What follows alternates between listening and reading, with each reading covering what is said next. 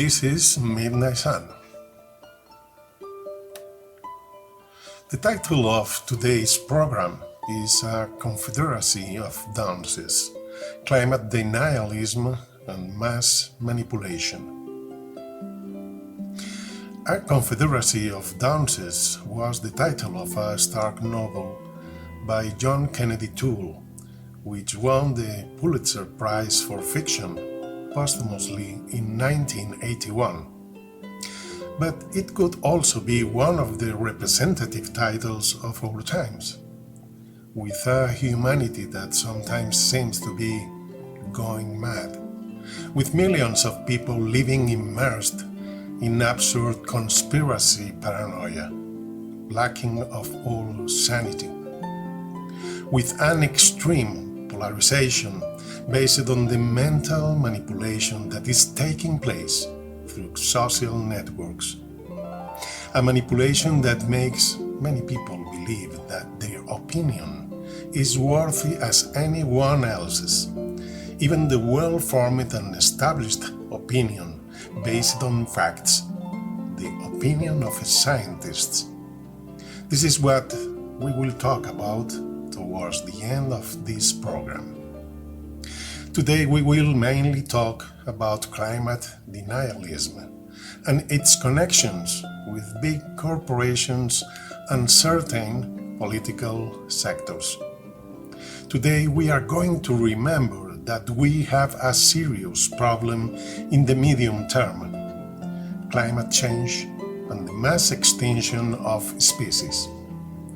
I know that it is not nice to hear about this. I understand that.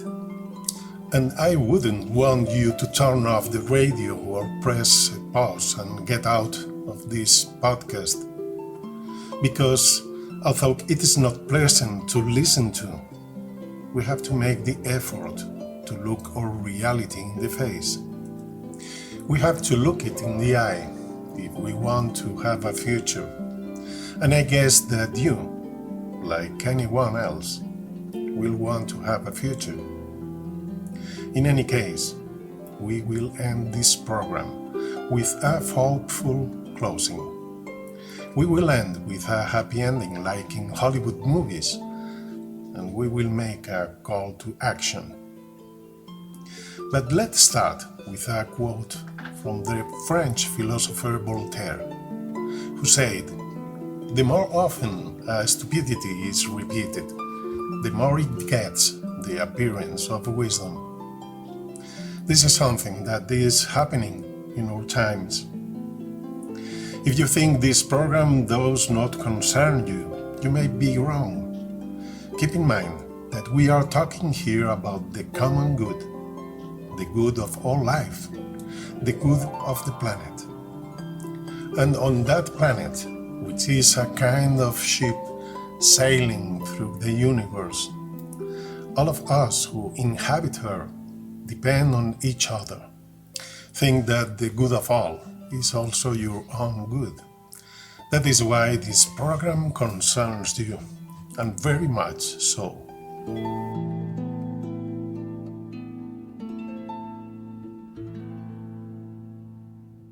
Midnight Sun, directed by Grain Kutanda.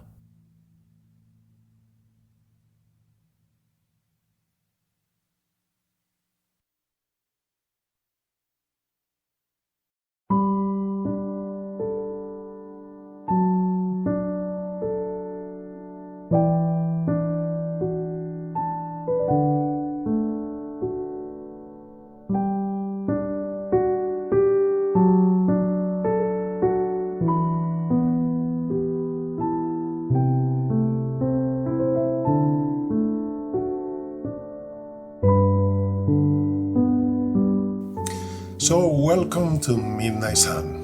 Welcome everyone, whatever your ideas. Because if you follow us in this program over the weeks, over the months, in the end you will see the world in a different way. That is the goal, that you develop a worldview that makes you a human being fit to live on planet Earth. The worldview that allows you to respect the planet and the life on it. As I said before, we don't want to make your day bitter, but sometimes we have to talk about certain things so that we don't become bitter, not just for one day, but for our whole life in the near future. If we don't want to sink into bitterness for years to come, it might be worth getting serious one day and listening to something that is not nice to hear. I promise you it won't be long, just a few minutes, and then we will talk about other things, to end on a positive and hopeful note, as I said before. It is absolutely urgent and necessary to talk about the critical historical context in which we are living. It is already clear to everyone, except the denialists, that we are living in a climate emergency, that the Earth's climate is changing, and that this is being caused by human beings through our activities. But almost as bad, we are living through the sixth mass extinction of species on our planet. In fact, according to our report released by the United Nations, 150 species are becoming extinct on our planet every day, the greatest biological loss since the extinction of the dinosaurs. This means that we are living in a time that is not only historical, but critical for our survival. Because without biological diversity, we risk our own extinction as a species. You will remember that in previous programs we have been talking about interdependencies, about how we depend on each other. On this interstellar ship that is planet Earth, we all depend on each other. All species depend on each other. And if so many species are becoming extinct every day, we should be determined to do something for our own survival. What is surprising is that decades have passed and neither governments nor large corporations have done anything about it. But perhaps more surprising is the inaction of civil society itself, as if people didn't want to see what was happening. Like ostriches, burying their heads in the sand, thinking that if we didn't see the problem would go away. And also surprising is climate denialism, which in some people is possibly the denial of reality that everyone goes through when they become aware that they may be going to die. The denial phase of mourning. But like the character played by Sigourney Weaver in Alien, no matter how much you close your eyes or cover your ears to the monster presence, the monster is not going to disappear on its own. Someone will have to make it disappear.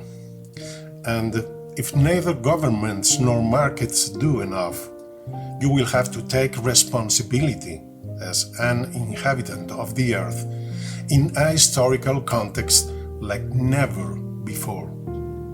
You need to listen and know what are you up against, and then make up your mind to do something about it. This is what we propose to you through the Tribe of All Colors of Midnight Sun, through the tribe we have called Rainbow Warriors 3.5, a campaign or social movement that seeks to mobilize millions of people to put their talents at the service of the earth and the terrestrial community of life. That is why you should listen, however hard it may be, to what I am going to tell you in the next 2 minutes. Every year, from 2019, there is a group of more than 15,000 scientists from 160 countries, more than 50,000 scientists, who from 2019 are producing an annual report on the state of the Earth climate. They are, of course, meteorologists, climatologists, and other scientists involved in climate science. Their last report, which was published in December last year, 2023, 2 months ago, was titled Entering Uncharted Territory. And they said, as scientists, we are increasingly being asked to tell the public the truth about the crisis we face in simple and direct terms. The truth is that we are shocked by the ferocity of the extreme weather events in 2023. We are shocked, they say. And a little further on, they warn that conditions are going to get very distressing and potentially unmanageable for large regions of the world. Shortly afterwards, they warn that there could be a collapse of civilization. They say this in the 2023 report, but they have been warning about it for much longer, since 1972, in the research by Donella Meadows and colleagues entitled The Limits to Growth. But in this recent report, they specifically state, we warn of potential collapse of natural and socioeconomic systems in such a world where we will face unbearable heat, frequent extreme weather events, food and fresh water shortages, rising seas, more emerging diseases, and increased social unrest and geopolitical conflict. This is the warning being issued, as I say, by more than 15,000 scientists involved in climate science. But they are not limiting themselves to warning. They are making proposals to avoid disaster. They suggest, among other things, and I quote, to address the overexploitation of our planet, we challenge the prevailing notion of endless growth and overconsumption by rich countries and individuals as unsustainable and unjust. We call for a transformation of the global economy to prioritize human well-being and to provide for a more equitable distribution of resources. This is what a collective of more than 15,000 climate scientists from 160 countries say in a journal published from Oxford University.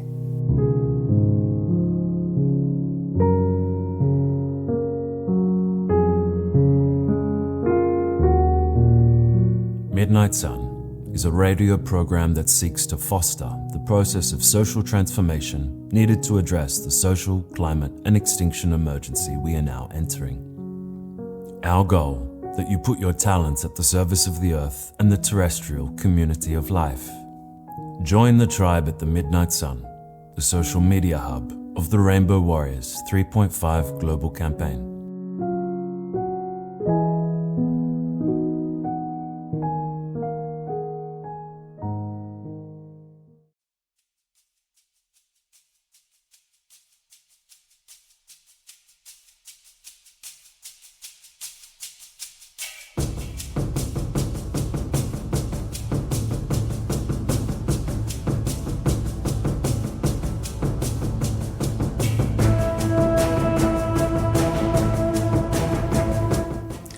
However, we are faced with a society that does not seem to be aware of what is happening. In fact, the French philosopher Bruno Latour went so far as to speak in 2019 of climate quiescents, people who perhaps feel a certain guilt in the face of what is happening and trust that without doing anything, everything will eventually be solved. But the real problem is not so much these people as the climate deniers, who say that there is no such thing as climate change and adduce conspiracies of all kinds, or accepting the existence of climate change, claim that it is not caused by human activities, but that it is something natural, and therefore we should continue to pollute the oceans and heat the atmosphere as if there were no tomorrow. This climate denialism brings together many different groups, from religious extremists and fanatics to fascists, ultraliberals, and other extreme right-wing parties, to a few lone scientists, perhaps rebellious against their colleagues for some intimate reason, and above all, large corporations. Among these climate change deniers is Republican Senator Jim Inhofe, who, in the face of a scientific evidence, opposes biblical verses, justifying that there can be no climate change because in Genesis chapter 8, verse 22, it says, "All the days of the earth, seed time and harvest, cold and heat, summer and winter, night and day, shall not cease." And argues, God is still up there. The arrogance of people who think that we humans could change the climate is outrageous to me. Nobody at the wheel in this head. And he is a senator in the most powerful country in the world. And another person whose denialism should worry us is David Malpass, president of the World Bank until June 2023, who, in a statement last September, did not admit that climate change is human-induced. He would later apologize and nuanced his words, but the damage had already been done. Seeing the fear of those who deny climate change, we can already get an idea of the interests behind it. That behind it there are people who only think of themselves, of their economic interests, or who live obsessed with a religious fanaticism that could be very costly for us. So, here, we call on the hearts of people who are able to go beyond themselves and think of the common good, not only of humanity, but of the whole earthly community of life.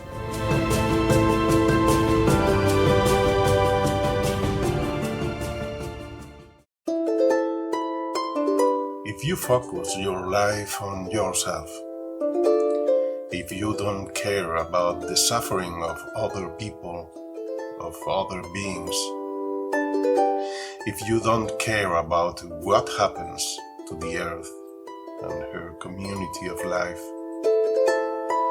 don't waste your time listening to us. This program is not for you. Midnight Sun.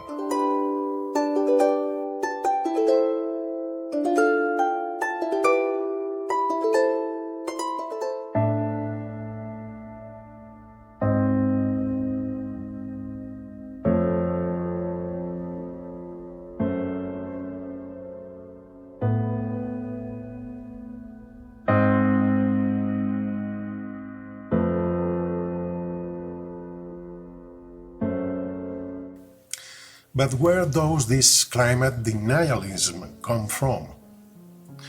Where do these attempts to discredit the scientific community come from? At first, it is clear that all this is being driven by the most radical, ultraliberal, even fascist right, who consider environmentalists to be their natural enemies. This is something that goes back a long way. But in reality, they are not the ones pulling the strings. In reality, they are the useful fools, as we would say in Spain, or perhaps the hired smart ones, of those who are really pulling the strings. For those who are pulling the strings are the big fossil fuel corporations, the super rich who control the fossil fuel corporations. Among them, Exxon, of which we know from journalistic and scientific research that they had reports on global warming and climate change as early as 1977, years before it became a matter of public debate. We also know from researchers at the French National Center for Scientific Research and Stanford University that the French oil giant Total Energies has known about the effects of fossil fuels on global warming since at least 1971. And they said nothing. And not only that, they tried to influence, to delay any action that could be taken to mitigate the effects of greenhouse gases in the atmosphere. But the global campaign against environmental movements attempting to denounce climate change would begin in 1991 with the first Global Warming Denialist Convention. This convention was sponsored by an ultra-liberal think tank founded by Charles and David Koch, two fossil fuel tycoons. These folks have been busy since then finding anything they can find to misrepresent and poison the debate on global warming and climate change. In fact, at that first convention, they would use a strange professor of meteorology from the Massachusetts Institute of Technology. One might call him a loose cannon, because 97% of climate scientists never agreed with him. This is exactly the figure offered by NASA on a page entitled "Do Scientists Agree on Climate Change?" This scientist's name was Richard Lindzen, and he wrote a letter to Donald Trump in which he said that climate change is not scientifically proven, and accompanied it with the signatures of 300 other so-called scientists. Shortly afterwards, the British newspaper The Guardian would show that few of them had any knowledge of climate and meteorology.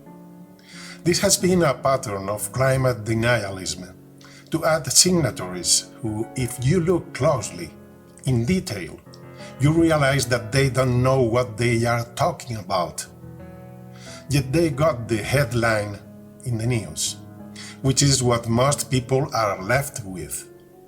The headline was to get it in the papers that 300 scientists, in quotation marks, had said that this climate change thing was not true.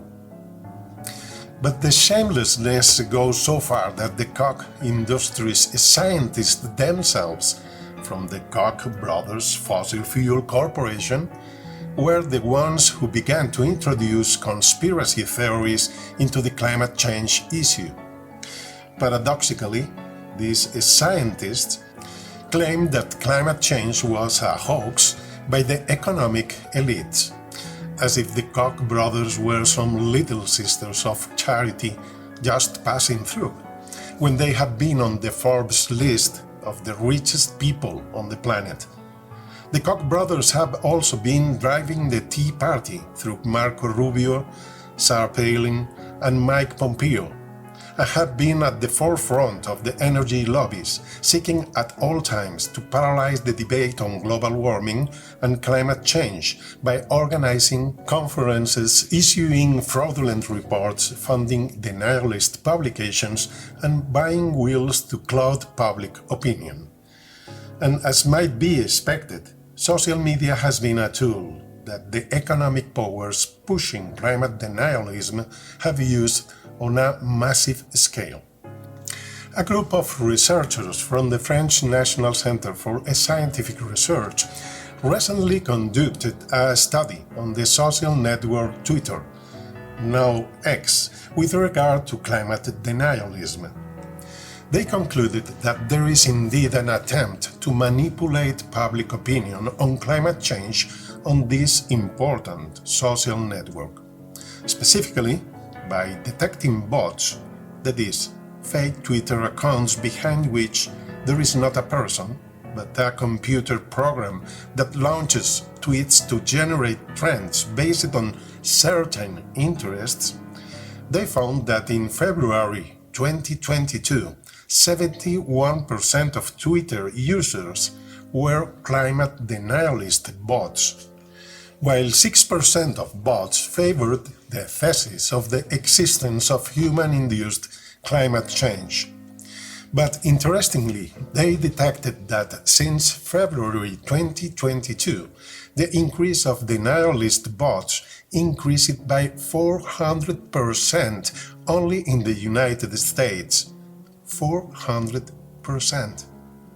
Pointing to a clear campaign of manipulation of public opinion.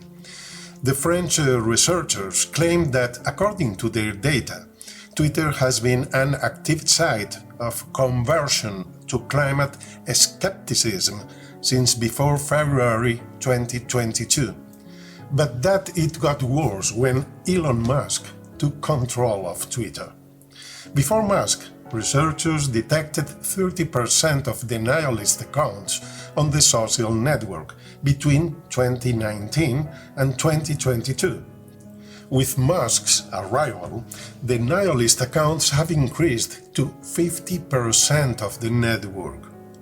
And clearly, there are not 50% climate deniers in the world, as according to a report by the World Economic Forum, which in any case would try to fatten the climate denialist figures, there are 5.7% of people in the world who believe that climate change does not exist, and 26.6% who, while believing that climate change exists, do not believe that it is caused by human activities. This would give a total of 32.3% of hard and soft deniers, never 50% like the one bombarding people's heads from Twitter. All the information and research we are talking about is referenced in the credits of this program. You can see below. In conclusion, the attempt to manipulate minds and global public opinion by large corporations with an interest in maintaining the power structures as they are is quite evident. But the latest and perhaps the most embarrassing example took place in August 2023, when a headline appeared in the newspapers that read, "1,600 scientists deny climate emergency and break consensus." To begin with, for 1,600 so-called scientists to disagree with what 15,634 climate scientists from all over the world say in an Oxford University journal would be a weak break in consensus. To continue, the arguments put forward by these 1,600 so-called scientists have been repeatedly disproved by the scientific community. But what is embarrassing and shameful is that if we only look at the top 101 signatories, we find that only 3 of them have anything to do with climate science. Among the other scientists, we find consultants, economists, investors, lawyers, and even landscape architects, as it sounds. Nothing to do with climate. Is this breaking the scientific consensus? Moreover, of the 1,600 scientists, only 30 to 40%, that is just over 600 of the signatories, have some kind of a scientific background, which does not make them experts on climate or meteorology anyway. What kind of a joke is this? Is this breaking the scientific consensus? Or is it a hoax that only seeks a headline in the media to make the public doubt, just doubt, what the scientific community has to say?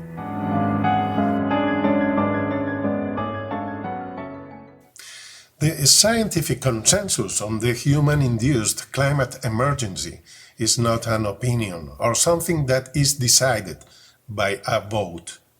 It is science, established by indisputable evidence. Scientists do not give opinions when they talk about science. They talk about facts. As noted by famed astronomer and astrophysicist Carl Sagan, who was a professor at Harvard and Cornell universities. I am sure you remember him from the TV series Cosmos. As Carl Sagan noted, in science, it often happens that scientists say, "You know, that is a really good argument. My position is mistaken." And then they would actually change their minds, and you never hear that old view from them again. They really do it. It doesn't happen as often as it should, because scientists are human, and change is sometimes painful. But it happens every day. I cannot recall the last time something like that happened in politics or religion. Carl Sagan confirms that in the world of science, when we have to admit that we are wrong, we admit it.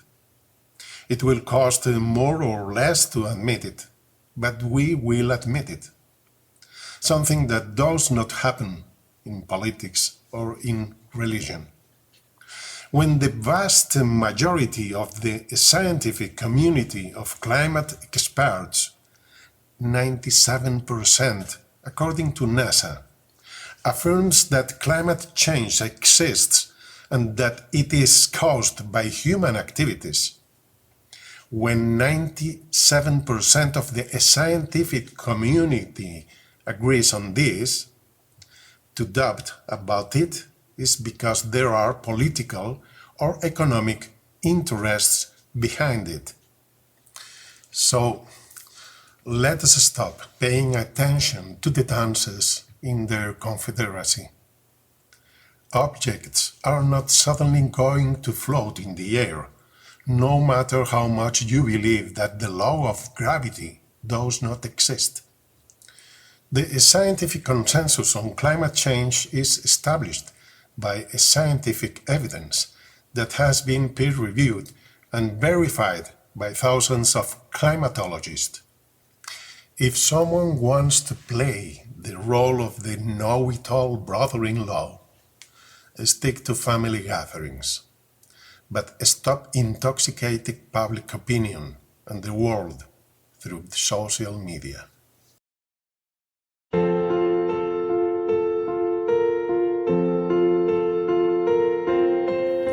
As hard as the times ahead may be, at Midnight Sun we will keep believing that we can still build an alternative future.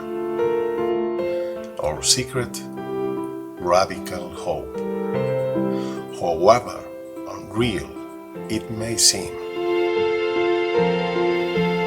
Join the tribe of Midnight Sun.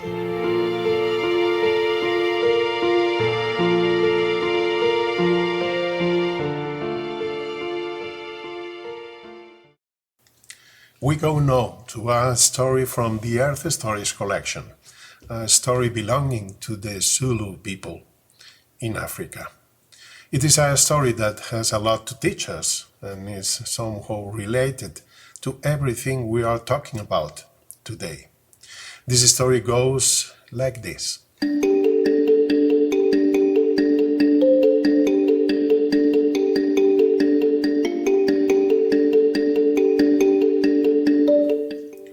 One day a villager came to see the tribal elder. He told him that someone has been stealing his maize, a little at a time, but in the long run it has been adding up. Last night he had been lurking and seen his neighbor stealing. The village elder summoned the neighbor to come to see him, asking him if it was true he had stolen the food. The man confessed. The village elder called a community meeting to inform the villagers about the theft and to consult them. Such a consultation, a kugotla, takes place according to rules. The villagers form a circle. The elder presents the facts to the community without adding anything or passing judgment. The accused is given the opportunity to explain what and why he has stolen. All the villagers are entitled to give their view on the occasion, but only if he or she picks up the talking stick lying in the middle of the circle. A speaker is not allowed to say whether he agrees or disagrees with a preceding speaker. Division should be avoided. There is never a vote. One should also refrain from repeating what has already been said by someone else. One is only allowed to add something to what has not been mentioned yet. So, one must listen very carefully. Together, the community is building an optimal picture of what happened. During the meeting, the elder remains silent. He only reacts on repetitions and to prevent division into parties. However long it takes, even when it is getting dark and the meeting cannot be continued until the next day, the kugotla only ends when no one has anything to add. The thief said his crop had failed and his family had been without food for some time. By being very frugal with their stock and even by eating the seeds for the next growing season, they survived. Finally, in despair, he had stolen some maize from his neighbor, noticing his stock was still considerable. He was ashamed that hunger had driven him this far. After the consultation was completed, and everyone who wanted to say something about the matter had taken the opportunity to do so, the village elder withdrew for a moment to reflect. When he reappeared in the circle, he said the following to the thief: "You have stolen corn, an offense we cannot tolerate. This is very serious. But even more serious is you did not ask any of us for help. We are a community. We help each other. I warn you, if you are ever again in a situation of need and refuse to ask any of us to help, you and your family will be sent away. Because again you prove that you don't need us." Everyone was impressed by the wise judgment of the village elder. However, he was not ready. What bothers me is that, as a community, we did not see this family was starving. We are many. As members of the community, we are obliged to look after each other. How come this has not happened? That we didn't see it? Or did some of us see it but kept quiet? Did we wait too long before asking this family about their well-being? In our greetings, we express we see each other. Seeing and being seen is of deep significance. We did not see the unfortunate man with his family. Therefore, I condemn the community to feed this man and his family until they are able to feed themselves with the harvest of their land.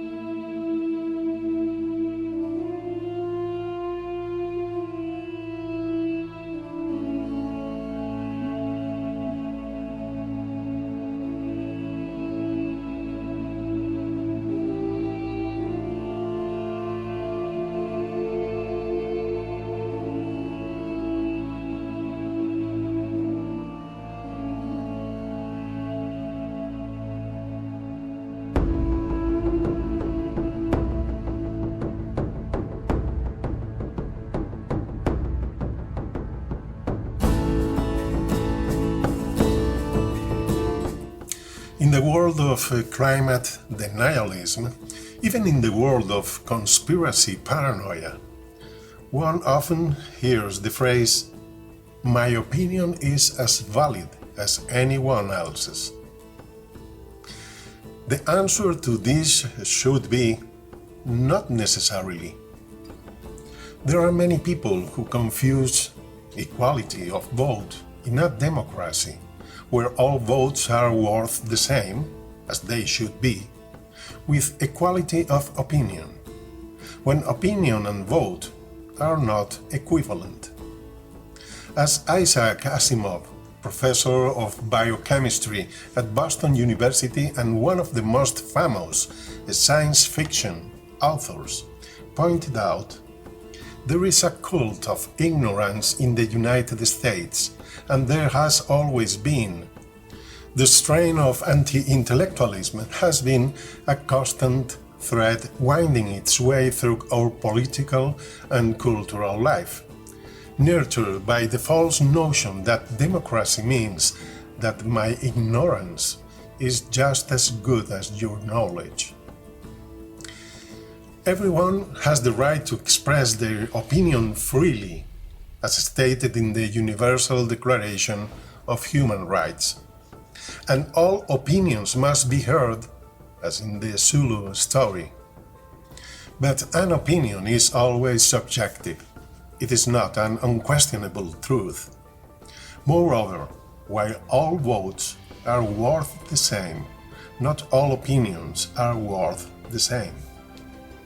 All votes are worth the same, and it is good that they are.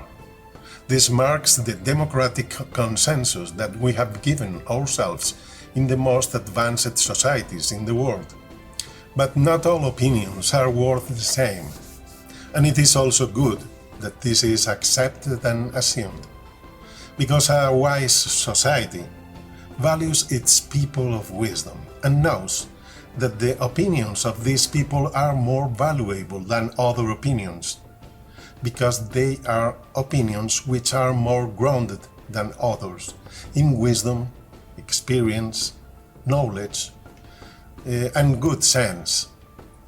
And we have known this since immemorial times, since ancient societies established the tribal elder as a person of wisdom who should always be listened to and whose advice should always be followed.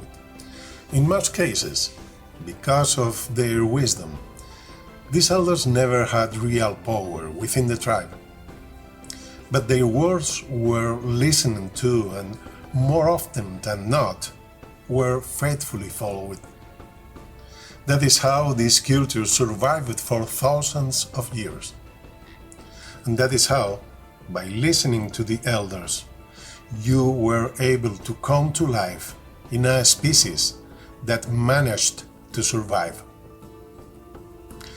However, our modern civilized culture is heading for collapse.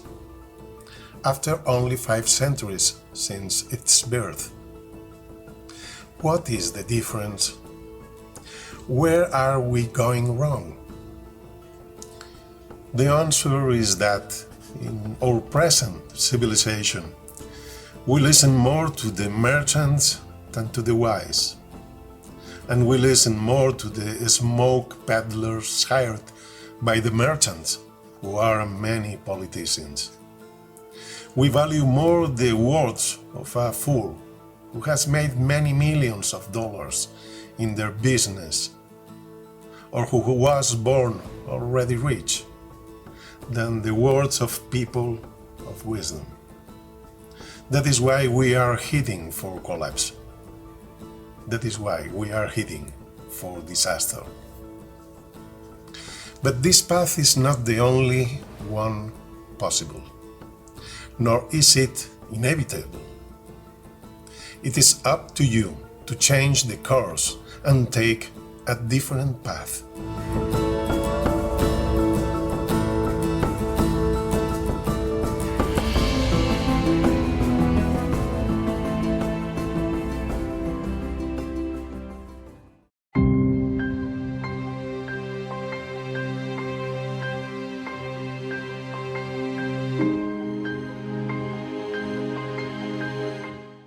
As Bretter and Schultz, professors at the University of Leeds in Britain, point out in 2023 in a paper published in the Journal of the United States National Academy of Sciences, we should not waste our time with the denialists.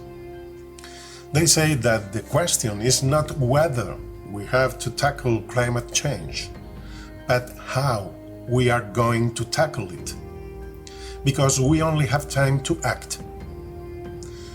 And I would add that we don't even have time to be pessimistic. We have to act now, and we can. We can nurture radical hope. And we may have unexpected help that can come to us from the magic of complex systems. There is a theory of the chemist Ilya Prigogine, which won him the Nobel Prize in 1977, the theory of dissipative structures, which could give us hope. It would be a long story to explain, but it can give us great hope, because it says that when systems begin to collapse, there is a possibility that they may suddenly self-organize into new modes of operation until they reach states of greater complexity and efficiency. The butterfly effect, which we talked about in the last episode of this program, could also come to our aid. The butterfly effect in chaotic systems. That is another reason for hope. And we have another reason for hope in the organic Gaia theory, which suggests that the Earth is not just a complex system that behaves like a living organism, but that she is a living organism. And perhaps the Earth acts in ways we can't imagine to sustain life on her surface. And on the other hand, recently, on the 4th day of this month, there was a news item which said that CO2 emissions could start to fall this year, which is another reason for hope. In other words, if we get going, we can have a great deal of help through complex systems, through the butterfly effect, through the Earth herself. We are only 6 years away from the point of no return, according to the scientific community. That is the limit we must not go beyond to avoid irreversible damage. That is why we have to act now. So, we encourage you to make Rainbow Warriors 3.5 tribes. We encourage you to create tribes where you put your talents and skills to the service of the Earth and the terrestrial community of life. Our intention is to get 3.5% of the world's population to take action, as we have already explained in other programs. This means 280 million people who must act to bring about change. But there are already many millions working towards this goal through countless NGOs, social movements, solidarity and aid entities. So, who knows? Maybe you are that weightless snowflake that falling from the sky added the weight needed to break the branch of the tree. We will never know if your contribution changed the fate of humanity and the world.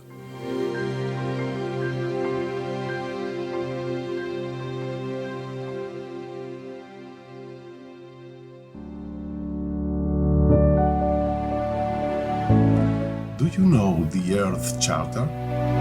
The Earth Charter is an international declaration of ethical principles for the respect and care of life, ecological integrity, social and economic justice, democracy, non-violence and peace. but it is also a worldwide movement which seeks to inspire in all people a new sense of global interdependence and shared responsibility for the well-being of the whole human family, the community of life, and future generations, thus becoming a vision of hope and a call to action. Learn more about the Earth Charter at earthcharter.org. Earth Charter, turning conscience into action.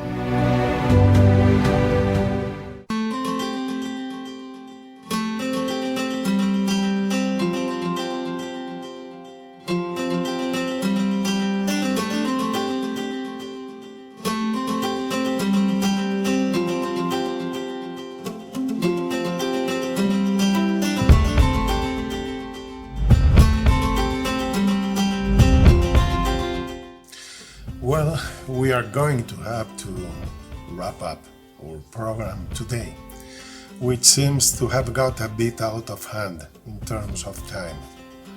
And in terms of voice, my voice is not well yet.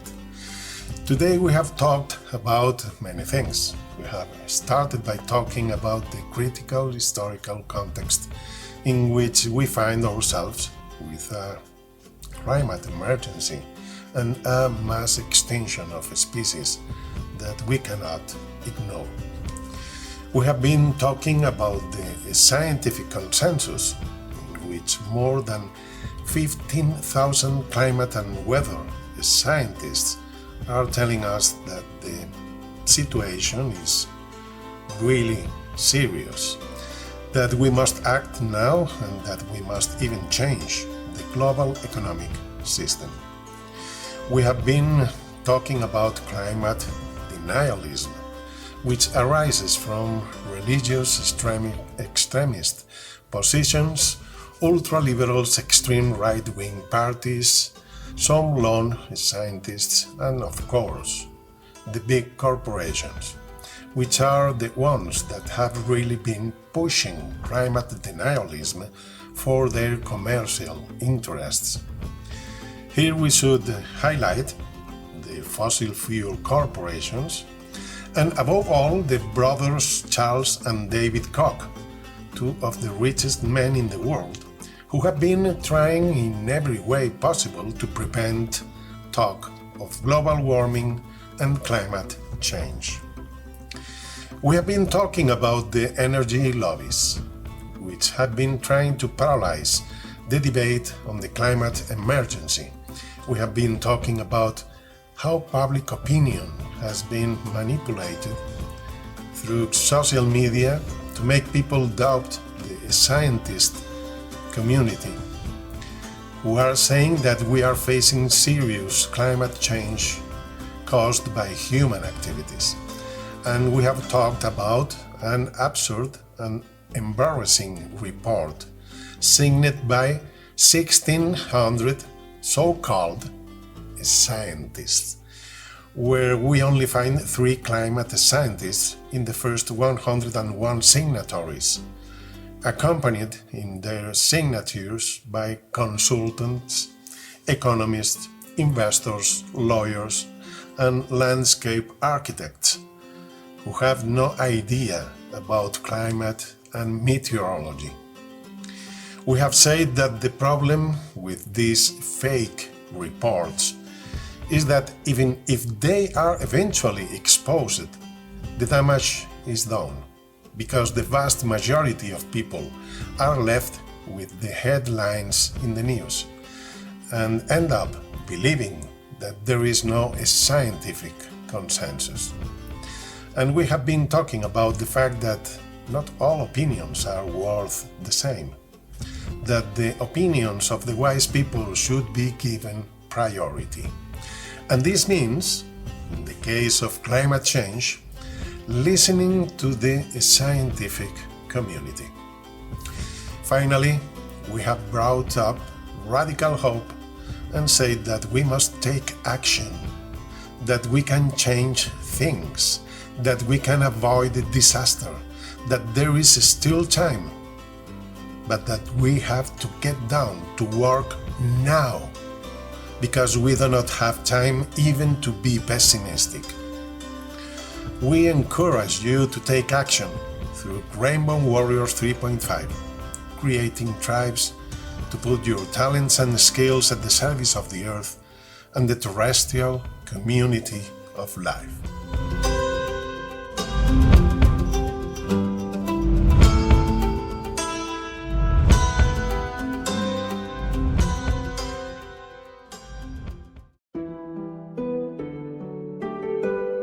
Midnight Sun is the communication hub of the Rainbow Warriors 3.5 global campaign, which aims to get 3.5% of the population to put their talents at the service of the Earth and her community of life, in order to mitigate the climate and extinction emergency, and thus prevent the collapse of our civilization.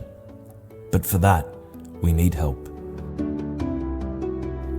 Join the Midnight Sun tribe of all colors and become a patron for just $1 a month. Find us on Patreon as Midnight Sun.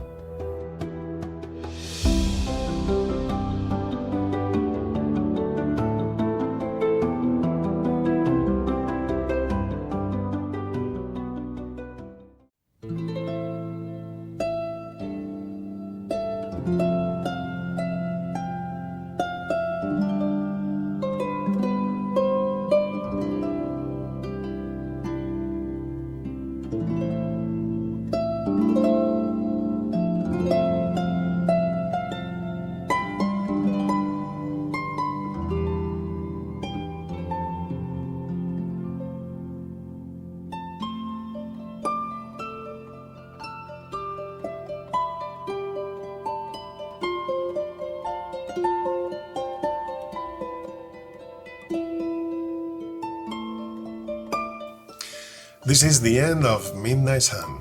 Thank you very much for listening to us this far. And we can say goodbye without thanking Kim Robertson, the Celtic harp player who provides the program's melody. We thank John Mario Diaz and Radio Chacaruna, the first independent radio station to broadcast this program from Colombia. We also thank Blake Kendall, my friend Blake Kendall, for contributing his voice and goodwill to this project, and Marta Ventura, who runs the Midnight Sun engine room. And before we say goodbye, we have one more call to action. Join the Midnight Sun tribe of all colors, which is none other than the campaign we have called Rainbow Warriors 3.5. You can make a small tribe of 4 or 5 friends or family members, even a tribe of 2, to participate in the beautiful work of preventing climate and extinction disaster and transforming our world. You need only put your talents at the service of the earth and the terrestrial community of life. You know this. And there are many creative ways to do that. Contact us, for we can provide you with ideas. We'll meet again in a couple of weeks. May the sun shine in your heart at midnight.